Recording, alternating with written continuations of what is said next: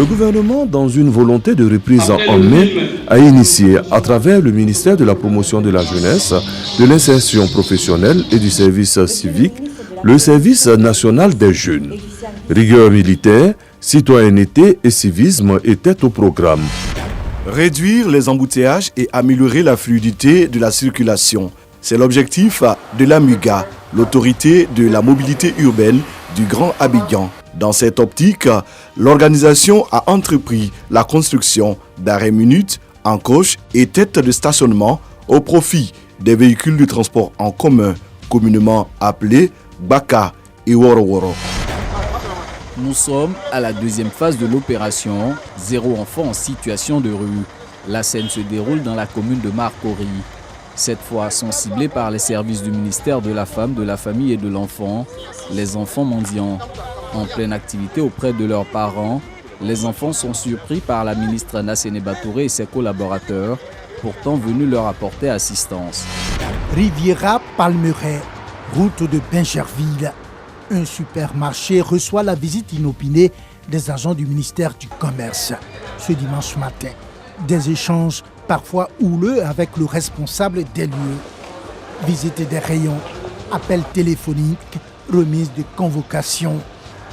De quoi s'agit-il? Ce supermarché soupçonné d'avoir pratiqué une vente subordonnée risque jusqu'à 50 millions d'amendes selon les agents du ministère du Commerce.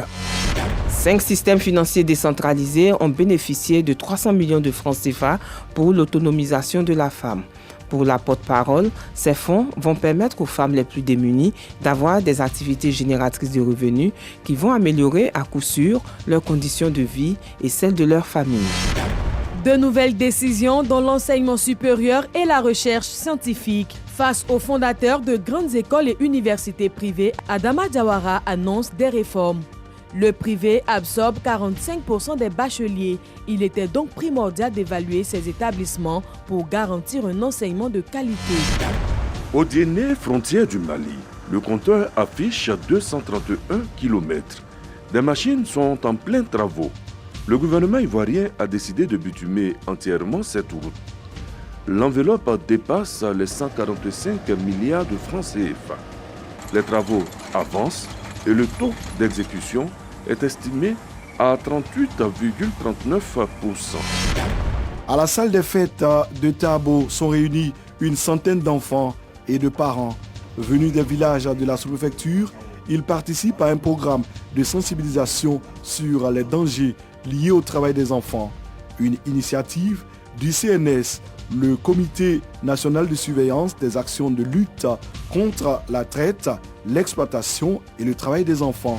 De base de l'INFAS, Institut national de formation des agents de santé d'Abidjan-Trècheville. Dans les salles retenues pour les épreuves écrites, les candidats à la session 2022 du test d'entrée. Nadjoupi, une communauté villageoise issue du regroupement de 15 villages dans le département de Sinématiali dans le Poro, vient de bénéficier de la connexion au réseau national électrique et l'adduction en eau potable. La mise sous tension et l'ouverture de la vanne faite par le ministre directeur de cabinet du chef de l'État, le député de Sinématiali, Fidel Sarasoro, et le ministre de la Communication et de l'Économie numérique, Amadou Koulibaly, invité spécial. Un rêve devenu réalité grâce au programme social du gouvernement pour les populations. Les familles des 49 soldats ivoiriens détenus au Mali, à nouveau hôte du chef d'état-major général des armées. Dans les locaux de l'état-major d'Abidjan Plateau, le général Lassina Doumbia se veut rassurant. Outre ses assurances, le général de corps d'armée a, au nom du chef suprême des armées, mis du baume au cœur de ses hôtes. Ces derniers ont reçu un appui financier de 500 000 francs CFA pour les préparatifs de la rentrée scolaire. Les eaux territoriales ivoiriennes en de bonnes mains. Celle du groupe de sécurité portuaire d'Abidjan.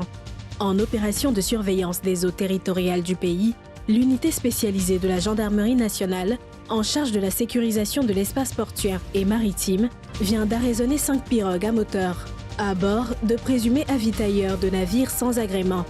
Se faisant passer pour des pêcheurs en mer, ils s'adonnent plutôt au commerce illégal sur le plan d'eau maritime. CICG, le citoyen au cœur de l'action gouvernementale.